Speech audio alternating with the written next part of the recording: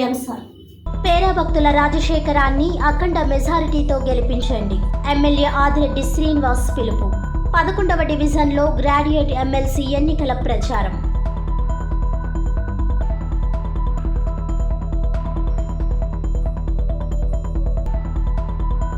Solar విద్యుత్ units లక్ష్యం మేరకు కార్యాచరణ సిద్ధం చేయాలి. జిల్లాకు సంబంధించి విద్యుత్ శాఖ 2000, డిఆర్డీఏ 1000 యూనిట్స్ ఏర్పాటు చేయాలి. Collector P Prashanti.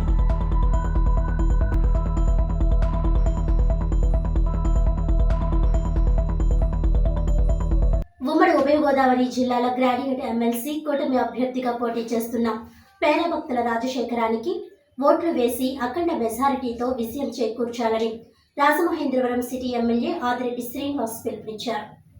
ఉమ్మడి ఉభయ గోదావరి జిల్లాల గ్రాడ్యుయేట్ ఎమ్మెల్సీ కూటమి అభ్యర్థిగా పోటీ చేస్తున్న పేరా భక్తుల రాజశేఖర్కి మద్దతుగా స్థానిక 11వ డివిజన్లో పరిశీలకులు బోల్లా వెంకటకృష్ణ ప్రసాద్, కూటమి నాయకులు కాశీ నవీన్ కుమార్, అత్తి సత్యనారాయణ, వర్య శ్రీనివాసరావు, మజ్జి రాంబాబు, బుడ్డిగ రాధ, వై శ్రీను, పిక్కి నాగేంద్ర, యనుమల రంగబాబు, కురగంటి సతీష్ తదితర నాయకులతో కలిసి డివిజన్ ఇన్ఛార్జ్ కంటిపూడి రాజేంద్ర ప్రసాద్ పర్యవేక్షణలో ఎన్నికల ప్రచారం నిర్వహించారు.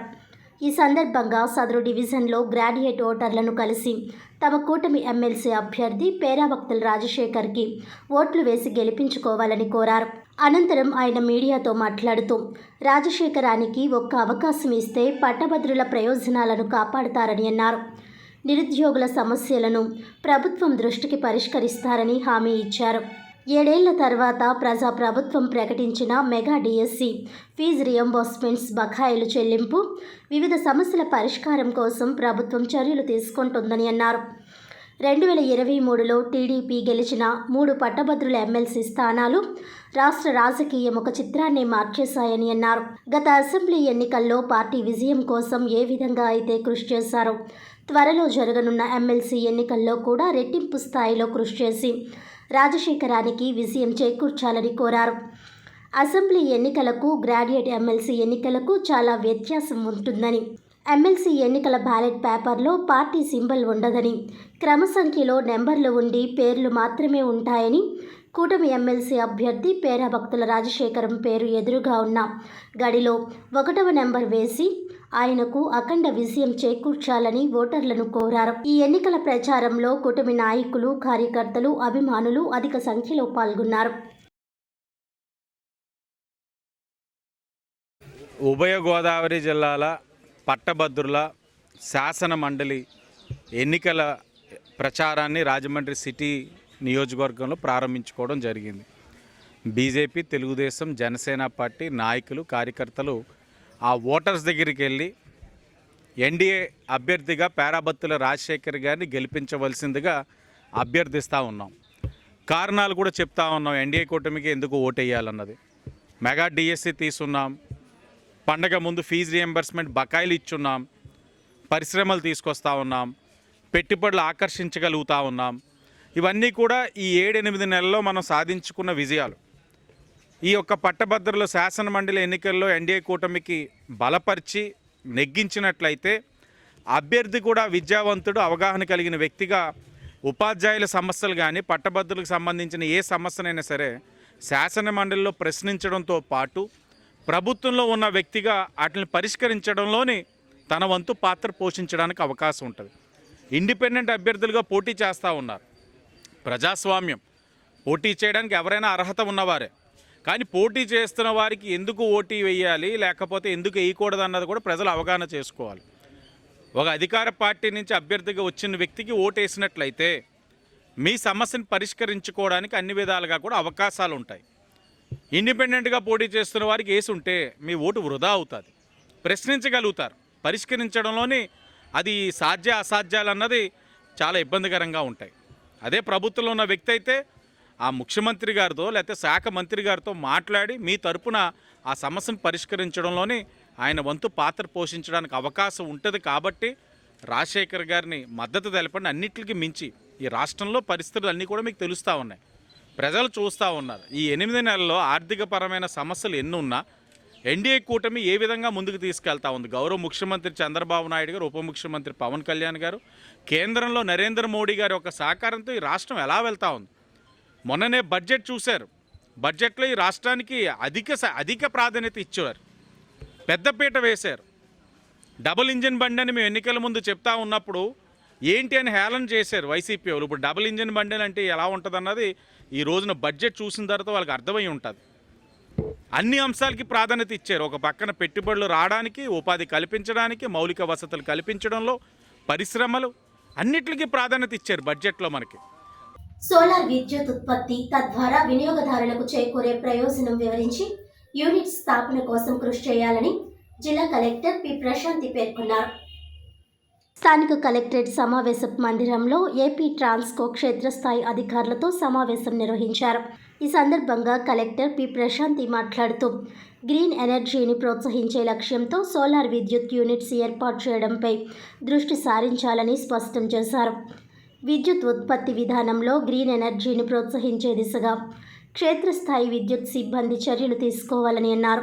ఇందుకు ఎక్కువ విద్యుత్ వినియోగం చేసే వినియోగదారుల జాబితా సిద్ధం చేసుకోవాలని అన్నారు. వాటికి అనుగుణంగా ఆయా వినియోగదారుల గృహాలను సందర్శించి అవగాహన కల్పించాలని, యూనిట్ స్థాపన నేపథ్యంలో మార్గదర్శకాలను సమగ్రంగా వివరించాల్సి ఉంటుందని పేర్కొన్నారు. విద్యుత్ శాఖ క్షేత్రస్థాయి అధికారులకు సిబ్బందికి 2000 యూనిట్ల, జిల్లా గ్రామీణాభివృద్ధి శాఖ 1000 యూనిట్లు ఏర్పాటు చేయాలని, ఆ మేరకు మండలాల వారీగా లక్ష్యాలను నిర్ణయించాలని ఆదేశించారు. ఎక్కువ విద్యుత్ వినియోగం చేసే వినియోగదారుల గుర్తింపు ద్వారా సోలార్ యూనిట్స్ ఏర్పాటు సాధ్యమవుతుందని పేర్కొన్నారు. ఈ సమావేశంలో జిల్లా APEPDCL superintendent engineer K Tilak Kumar, DRDA PD SVVS Murthy, executive ఇంజనీర్లు N Samuel, Y David, Y Narayana, Apparao, D Sridhar Varma, విద్యుత్ శాఖ ఇంజనీర్లు, ఏఈలు, ఉద్యోగులు, సిబ్బంది తదితరులు పాల్గొన్నారు.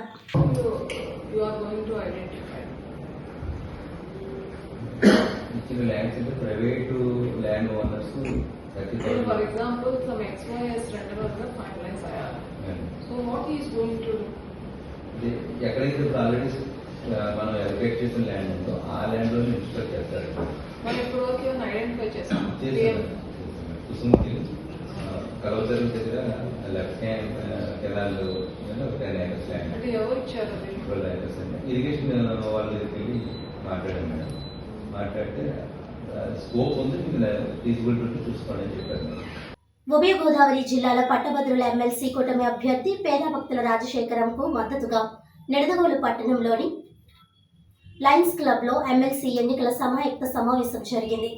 తూర్పుగోదావరి జిల్లా నిడదవోలు పట్టణంలోని లయన్స్ క్లబ్లో ఉభయ గోదావరి జిల్లాల పట్టభద్రుల ఎమ్మెల్సీ కూటమి అభ్యర్థి పేరాభక్తుల రాజశేఖరంకు మద్దతుగా ఏర్పాటు చేసిన గ్రాడ్యుయేట్ ఎమ్మెల్సీ ఎన్నికల సమాయత్త సమావేశం 3 నియోజకవర్గాల జనసేన కార్యకర్తలతో పాల్గొన్న మంత్రి కందుల దుర్గేష్ ఈ సందర్భంగా ఆయన మాట్లాడుతూ కూటమి ఎమ్మెల్సీ అభ్యర్థి పేరాభక్తుల రాజశేఖరంను మెజార్టీతో గెలిపించాలి. ఈ ఎన్నికలు జనరల్ ఎలక్షన్ కాదు. ఎవరైతే గ్రాడ్యుయేట్స్ ఉంటారో వారు వేయాలి. మన నిడదవోలు నియోజకవర్గంలో 8500 ఓట్లు ఉన్నాయని, మన జన సైనికులు ఎలక్షన్లో ఎలా అయితే కష్టపడ్డారో ఈ ఎమ్మెల్సీ ఎలక్షన్స్ కూడా అదే విధంగా కష్టపడి ఎమ్మెల్సీ అభ్యర్థిని గెలిపించాలి. ఇది మనం గెలిస్తే రేపు వచ్చే పంచాయతీ కానీ మున్సిపాలిటీ ఎలక్షన్స్ కానీ గెలుస్తాం. ఇదే మొదటి అధ్యాయం. ప్రతి జన సైనికుడు ప్రభుత్వ పథకాలు ఎలా పనిచేస్తున్నాయో, ఎలా వస్తాయో చెప్పండి. ఎమ్మెల్సీ అభ్యర్థి గెలిస్తే మనకి అందుబాటులో ఉంటారు. ఈ రాజశేఖరంకు మన కూటమి అభ్యర్థి గెలిస్తేనే మనకి అన్ని పనులు చక్కగా జరుగుతాయి. వేరే అభ్యర్థి గెలిస్తే మనకు ఉపయోగం లేదు. అందుచేత ప్రతి ఒక్కరూ గెలిపించాలి.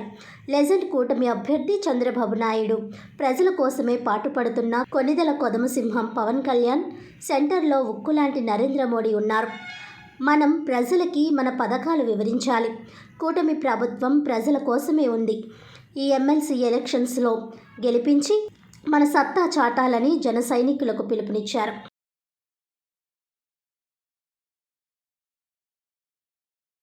ముద్రగడ ఇంటిపై దాడిని రాజమహేంద్రవరం జనసేన పార్టీ తరపున ఖండిస్తున్నామని ఆయన కుమార్తె జనసేన నాయకురాలు బార్లపూడి క్రాంతి అన్నారు. ఈరోజు కిర్లంపూడిలో నాన్నగారింటి దగ్గర దాడి జరిగిందని టీవీలో చూసి చాలా బాధపడ్డారు. ఇలాంటి దాడులు ఎక్కడ ఎవరి మీద జరగకూడదు. నేను ఈ దాడిని తీవ్రంగా ఖండిస్తున్నాను. పవన్ కళ్యాణ్ గారు ఇలాంటి దాడుల వెనకాల అస్సలు ప్రోత్సహించరు. జనసేన నుంచి చేస్తున్నారని చెప్పి ఆరోపణలు, డబ్బులు ఇచ్చి చేయిస్తున్నారని చెప్పి ఆరోపణలు చేస్తూ ఉన్నారు. పవన్ కళ్యాణ్ గారు ఎప్పుడూ ఇలాంటివి ప్రోత్సహించలేదు. ఆయనకి ప్రజలన్నా నాయకులన్నా ఎంతో గౌరవం. వాళ్ళ మీదకి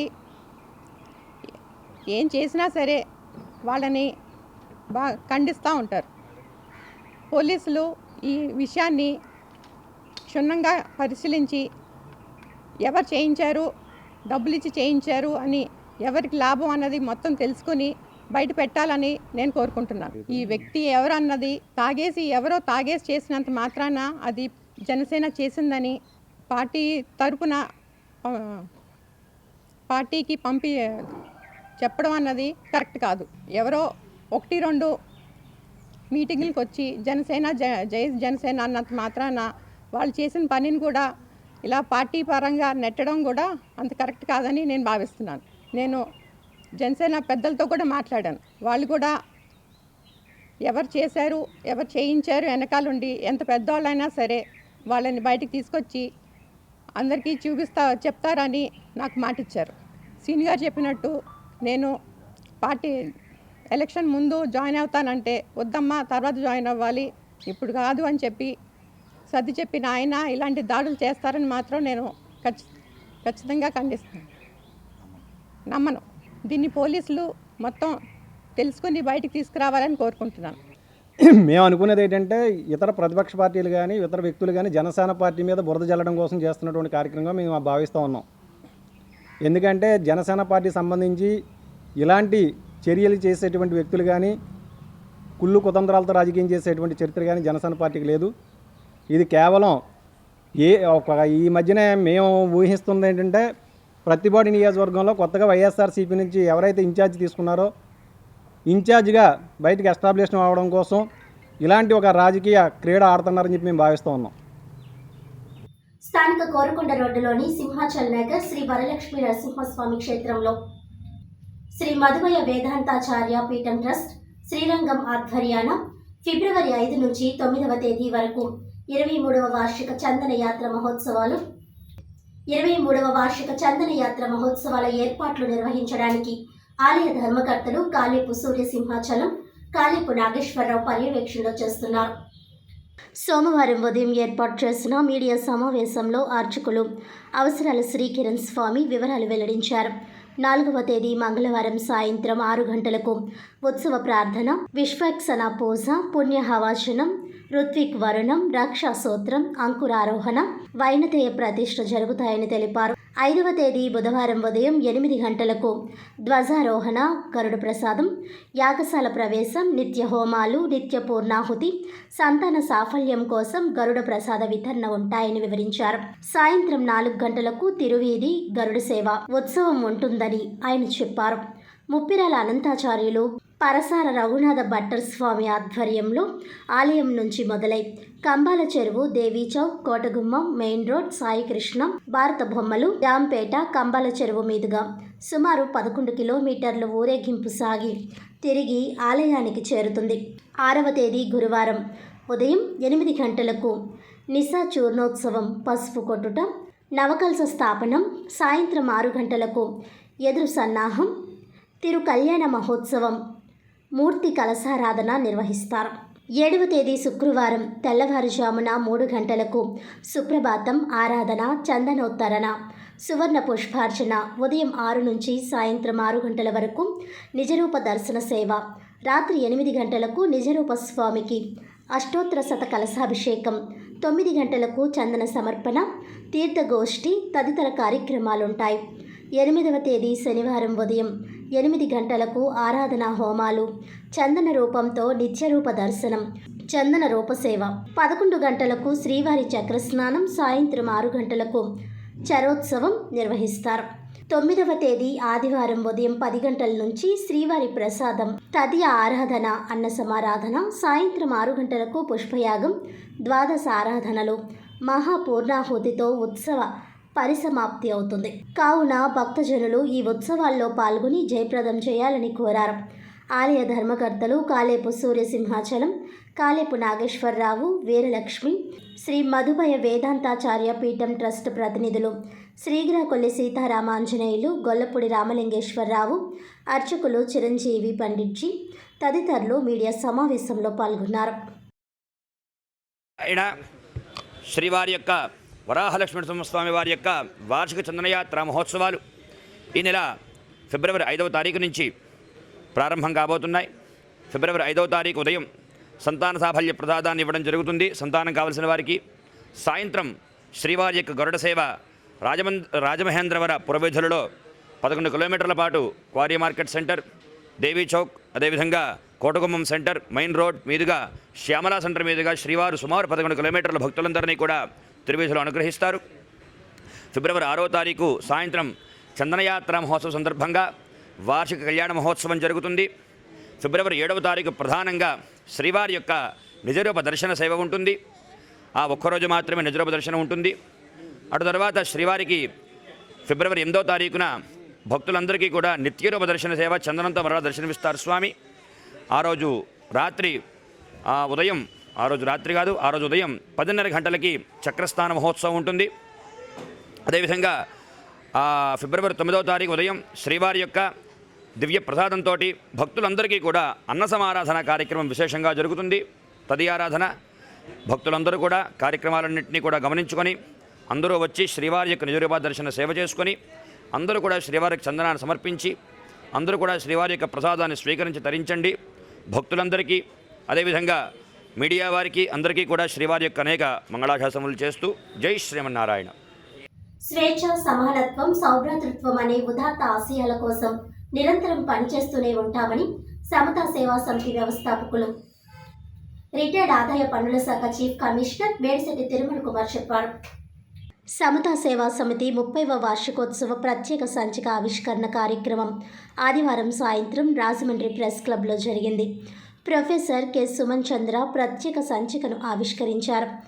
ఈ సందర్భంగా తిరుమల కుమార్ అధ్యక్షతన జరిగిన సభలో వ్యవస్థాపక కార్యదర్శి సానబోయిన రామారావు, సమితి అధ్యక్షుడు రిటైర్డ్ తహసీల్దార్ కె చంద్రశేఖర్, వాణిజ్య పన్నుల శాఖ retired joint commissioner KV Jagadishwar, ఉపాధ్యక్షుడు పెదపట్నపు గంగాధర్ రావు, వ్యవస్థాపక ఉపాధ్యక్షుడు గుమ్మడి సమర్పణ్ రావు తదితరులు పాల్గొన్నారు. మేడిశెట్టి తిరుమల కుమార్ మాట్లాడుతూ పోటీ పరీక్షలకు హాజరయ్యే యువతకు సరైన గైడెన్స్, శిక్షణ ఇవ్వడానికి సమతా సేవా సమితి స్థాపించి ఎంతోమంది ఉద్యోగాలు పొందేలా చేయగలిగామని గుర్తు చేశారు. సమాజంలో అందరూ చదువుకోవాలనేది తమ సంస్థ లక్ష్యమని, విద్య, ఉద్యోగ, రాజకీయ, ఆర్థిక, సామాజిక సమానత్వం కోసం కృషి చేస్తామని చెప్పారు. ఒక తరానికి ప్రాతినిధ్యం వహించిన సమతా సేవా సమితి సమాచారాన్ని నిక్షిప్తం చేయడానికి 30 వసంతాల ఈ ప్రత్యేక సంచిక ప్రచురించామని అన్నారు. సాంఘిక సంక్షేమ వసతి గృహాలకు అవసరమైన సదుపాయాలు కల్పించాలని, ప్రభుత్వ విద్యా సంస్థల్లో చదివే విద్యార్థులకు మంచి అవకాశాలు కల్పించడానికి కృషి చేస్తామని తిరుమల కుమార్ చెప్పారు. సానబోయిన రామారావు మాట్లాడుతూ పోటీ పరీక్షలకు హాజరయ్యే వారికి సమతా సేవా సమితి ద్వారా మరింత అధికంగా సహాయ సహకారాలు అందించేందుకు కృషి చేస్తామని చెప్పారు. ఈ కార్యక్రమంలో బలహీన వర్గాల నాయకులు LV Prasad, B George Antony తదితరులు పాల్గొన్నారు. మన తిరుమల కుమార్ గారు మీకు అందరికీ తెలిసిందే. ఇందులో ఈ సమతా సేవా సమితిలో పనిచేసే అదృష్టాన్ని కూడా ఆయన నాకు తెలియజేశారు. మరి ఈ సమతా సేవ పెట్టినప్పుడు దాంట్లో నన్ను వైస్ ప్రెసిడెంట్గా పెట్టి కొంత మేరకు సేవ చేయడానికి, మరి ఎస్సీబీసీ మైనారిటీస్కి సేవ చేయడానికి నాకు అవకాశం కల్పించినందుకు మొదటిగా కృతజ్ఞతలు తెలియజేస్తున్నాం. అలాగే మరి ఇది చాలా ఇష్టమైన సంస్థ నాకు.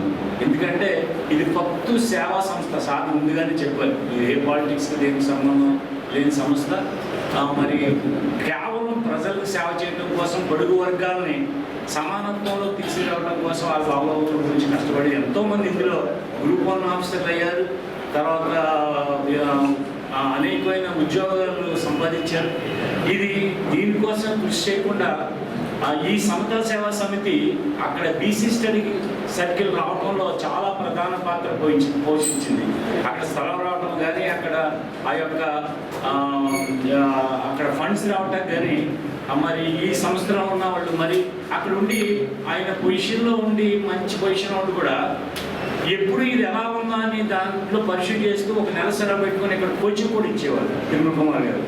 ఆయన ఇక్కడ తిరుమల కుమార్ గారు ఉద్యోగం వచ్చాక ఇక్కడే తెలుసు, కానీ మేము ఆయన దగ్గర ఆంధ్ర యూనివర్సిటీలో నుండి కూడా అక్కడ మన SC/ST పిల్లలకి ఒక చెట్టు కింద కూర్చోబెట్టి సివిల్ సర్వీస్కి కోచింగ్ ఇచ్చేవారు. ఆయన చదువుకుంటూ సివిల్ సర్వీస్ కోచింగ్ ఇచ్చేవారు.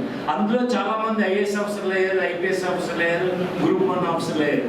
ఆయనకి సమతా సేవా సమితి అంటే ఒకనప్పుడు అంటే 95, 96 నుంచి 2004 వరకు ఎప్పుడు తిరుమల కుమార్ గారు వచ్చి క్లాస్ చెప్తున్నారన్న, ఎక్కడ చెప్తారు ఏంటి అని విద్యార్థులు పోటీ పరీక్షలు ప్రిపేర్ అయ్యేవాళ్ళు ఎదురు చూసేవారు. అలాగనే తిరుమల కుమార్ గారు క్లాస్ చెప్తున్నారంటే మేము క్లాస్ రూమ్ హాల్ సరిపోలేని పరిస్థితి ఉండేది. అంటే అంతటి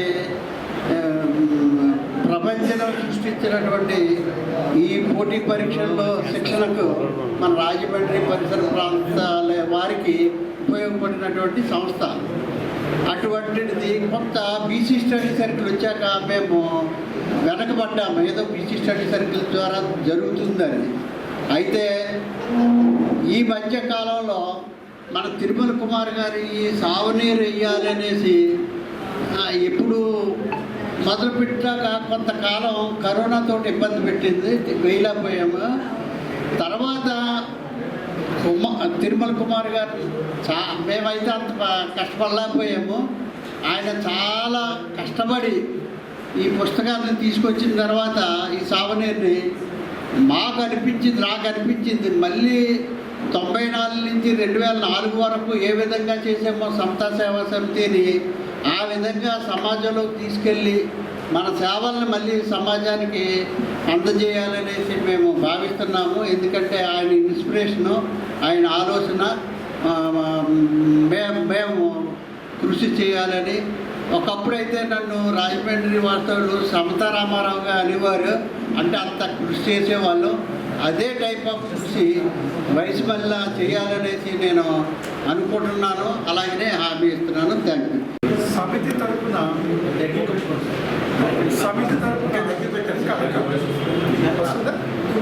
వస్తుందండి. చెప్పండి. ఈ సంపుటిని ఈ గ్రంథాన్ని ఈ బుక్ని పబ్లికేషన్ అంటాం కదా ఇంగ్లీష్లో, ఈ సంపుటిని సావనీర్ని మనం ముందుకు తీసుకొచ్చినటువంటి మన సేవక సమితికి చాలా మనం రుణపడి ఉన్నాం. ఎందుకంటే దీంట్లో మన సమితి చేసినటువంటి ప్రతి కార్యక్రమాన్ని పొందుపరిచారు. అదేవిధంగా దీనికి ఎటువంటి సహకారాలు ఇచ్చినటువంటి పెద్దలు, తర్వాత దీంట్లో రాసినటువంటి ఆర్టికల్స్ చూసారు. దీంట్లో ఈ ఆర్టికల్స్ రాసినటువంటి గొప్ప గొప్ప వాళ్ళందరూ దీంట్లో ఉన్నారు. అయితే నేను ఈ సమితి మొట్టమొదటి నుంచి సభ్యుడిగా ఉంటూ ఉన్నాను, ఫౌండింగ్ మెంబర్స్లో ఒకటిగా.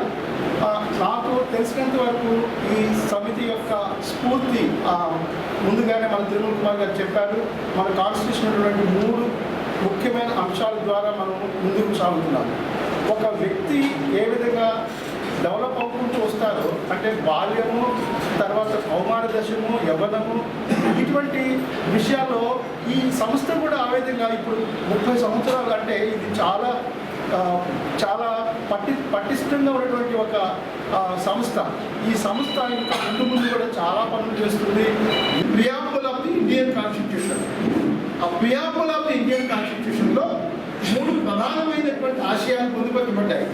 లిబర్టీ, ఈక్వాలిటీ, ఫ్రెటర్నిటీ, అంటే స్వేచ్ఛ, సమానత్వం, సౌభ్రాతృత్వం. ఎప్పుడైతే మన దేశంలో ఈ 3 వర్తిల్లాయో దేశం అభివృద్ధి పదంలో పురోగతి.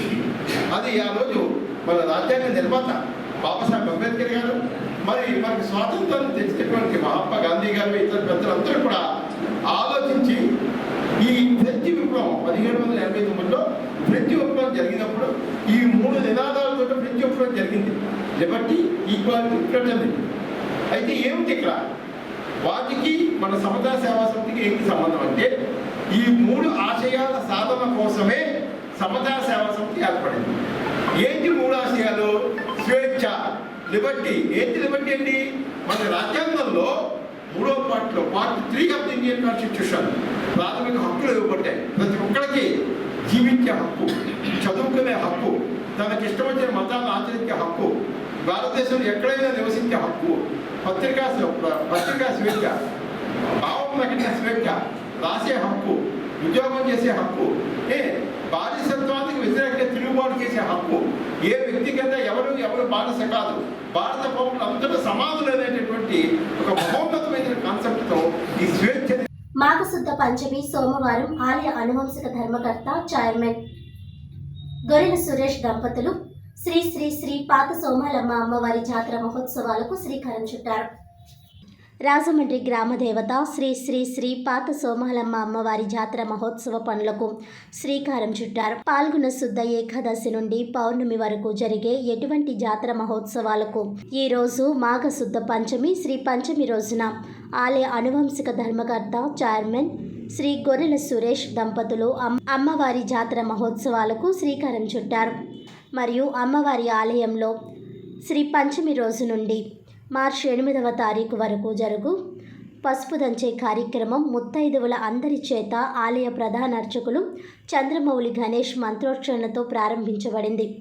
ఈ నెల రోజుల పాటు ముత్తైదువులందరూ కలిసి దంచిన పసుపును జాతర రోజుల్లో అమ్మవారికి అభిషేకంలో వాడబడుతుందన్నారు.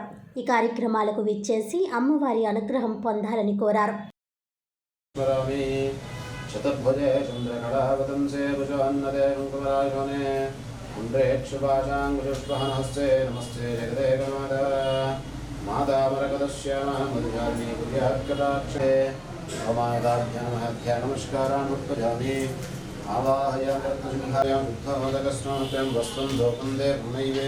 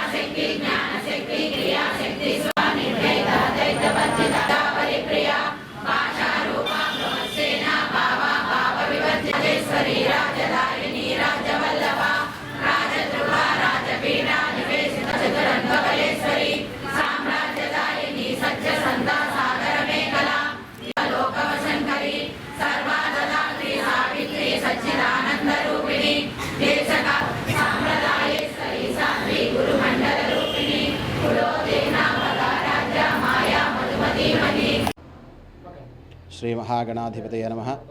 శ్రీ గురుభ్యో నమః. శ్రీ సోమాలమ్మ దేవతాయే నమో నమః. మన రాజమండ్రి గ్రామదేవత అయినటువంటి శ్రీ శ్రీ శ్రీ పాత సోమాలమ్మ అమ్మవారి యొక్క జాతర మహోత్సవాలు పాల్గొన శుద్ధ ఏకాదశి నుండి పౌర్ణమి వరకు కూడా ప్రతి సంవత్సరం జరిగే విధంగానే ఈ సంవత్సరం కూడా జరుగుతాయి. ఆ జాతర మహోత్సవాల యొక్క కార్యక్రమాల్లో భాగంగా ఈరోజు పని ప్రారంభించడం జరిగింది. ఈరోజు శ్రీ పంచమి కావున ప్రతి సంవత్సరం కూడా శ్రీ పంచమి రోజున అమ్మవారి యొక్క జాతర మహోత్సవ కార్యక్రమాలకు సంబంధించి పనులన్నింటినీ ప్రారంభించడం జరుగుతుంది. ఈ యొక్క కార్యక్రమాలన్నీ కూడా ఆలయ చైర్మను అలాగే వంశపారంపర్య ధర్మకర్త అయినటువంటి శ్రీ గొర్రెల సురేష్ గారి ఆధ్వర్యంలో జరుగుతూ వస్తున్నాయి. అదేవిధంగా ఈరోజు ప్రారంభ దినం కావున ఈ దివసన అమ్మవారికి విశేషంగా పూజా కార్యక్రమాలు చేసి అమ్మవారిని వేడుకొని తదనంతరం ఆడవారందరి చేత కూడా పసుపు దంచేటువంటి కార్యక్రమం జరిగింది. ఈ యొక్క కార్యక్రమం జాతర మహోత్సవాలలో భాగంగా ప్రారంభ దినం కావున జాతర మహోత్సవాలన్నీ కూడా సక్రమంగా జరగాలి, ఏ ఆటంకాలు లేకుండా ఉండాలని చెప్పని అమ్మవారిని వేడుకుంటూ చేయడం జరిగింది. ఈ యొక్క అమ్మవారి యొక్క పసుపు దంచేటువంటి కార్యక్రమం నెల రోజుల పాటు ఉంటుంది. 8వ తారీఖు 3వ నెల మార్చి 8వ తారీఖు వరకు అమ్మవారి సన్నిధిలో పసుపు దంచేటువంటి కార్యక్రమం ఉంటుంది. ముత్తైదువులు ఆడవారు అందరూ కూడా వచ్చి ఈ యొక్క పసుపు దంచేటువంటి కార్యక్రమంలో పాల్గొంటారు. ముఖ్యంగా ఈ దంచగా వచ్చినటువంటి పసుపుని తీసుకుని అమ్మవారి జాతరలో అభిషేకంలో వినియోగిస్తారు అమ్మవారికి ప్రత్యేకంగా. అది ముఖ్యమైనటువంటి ఘట్టం. అందుచేత అమ్మవారి అనుగ్రహం అందరికీ కరుణాకటాక్షాలు కలగాలని కోరుకుంటూ స్వస్తి. కొంతమూరు గ్రామంలో నూకాలమ్మ ఆలయం ఎదుట పామర్తి బాబురావు విజయలక్ష్మి దంపతుల సహకారంతో శ్రీ శ్రీ శ్రీ వారాహిదేవి దివ్య సుందర విగ్రహ ప్రాణ ప్రతిష్ఠా మహోత్సవం సందర్భంగా అమ్మవారి విగ్రహాన్ని కొంతమూరు పురవీధుల్లో ఊరేగింపు చేశారు. రాజమహేంద్రవరం రూరల్ కొంతమూరు గ్రామంలో నూకాలమ్మ ఆలయం ఎదుట పామర్తి బాబురావు విజయలక్ష్మి దంపతుల సహకారంతో ఫిబ్రవరి 7వ తేదీ శుక్రవారం ఉదయం 11:26 నిర్వహించారు. ఈ కార్యక్రమంలో స్కందస్వామి భక్త బృందం, వారాహిదేవి ఆలయ కమిటీ సభ్యులు, గ్రామ పెద్దలు, అధిక సంఖ్యలో మహిళలు ఊరేగింపులో పాల్గొన్నారు.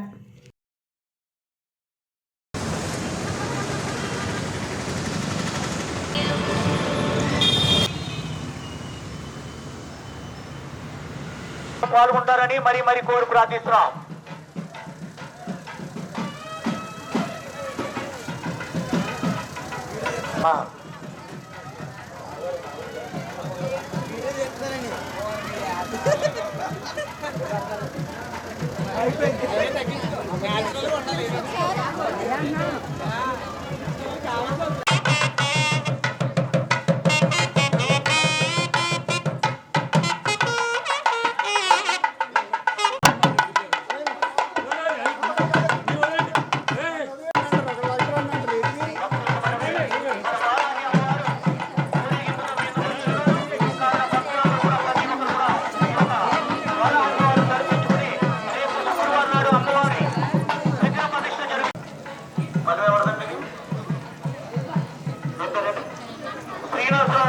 అమ్మవారికి 121 రూపాయలు విరాళం ఇచ్చున్నాం. నాగేశ్వర గారు అమ్మవారికి అన్నదాన నిమిత్తం 101 రూపాయలు విరాళం ఇచ్చున్నారు. భక్తులకు మనవి, మన వారాహి అమ్మవారు ఊరేగింపుతో మీ ముందుకు వచ్చున్నారు. కావున ప్రతి ఒక్కరు కూడా ఈ ఒక అమ్మవారిని దర్శించుకుని రేపు శుక్రవారం నాడు మన నూకాలమ్మ తల్లి గుడి దగ్గర ప్రతి ఒక్కరు పాల్గొంటారని మరి కోరి ప్రార్థిస్తున్నాం. భక్తులకు మనవి, రేపు వారాహి అమ్మవారి గుడి వద్ద శుక్రవారం నాడు గొప్ప విగ్రహ ప్రతిష్ఠ, ఈ ఒక విగ్రహ ప్రతిష్ఠలో పాల్గొంటారని మరి కూడా అమ్మవారిని దర్శించుకుని, అలాగే రేపు శుక్రవారం గుడి దగ్గర అమ్మవారి విగ్రహ ప్రతిష్ఠ జరుగుతున్నది. భక్తులందరూ కూడా ఈ ఒక అన్నదానంలో పాల్గొంటారని మరి వార్తలను ముఖ్యాంశాలు మరోసారి. పేరా భక్తుల రాజశేఖరాన్ని అఖండ మెజారిటీతో గెలిపించండి. ఎమ్మెల్యే ఆదిరెడ్డి శ్రీనివాస్ పిలుపు. 11వ డివిజన్లో గ్రాడ్యుయేట్ ఎమ్మెల్సీ ఎన్నికల ప్రచారం.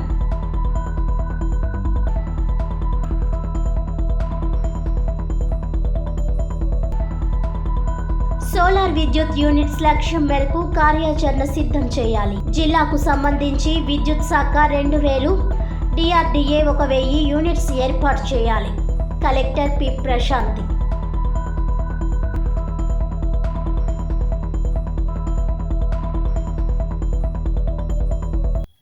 ఈనాటి వార్తలు ఇంతటితో సమాప్తం. తిరిగి వచ్చే బిల్టన్లో మళ్ళీ కలుద్దాం. అంతవరకు సెలవు. నమస్కారం.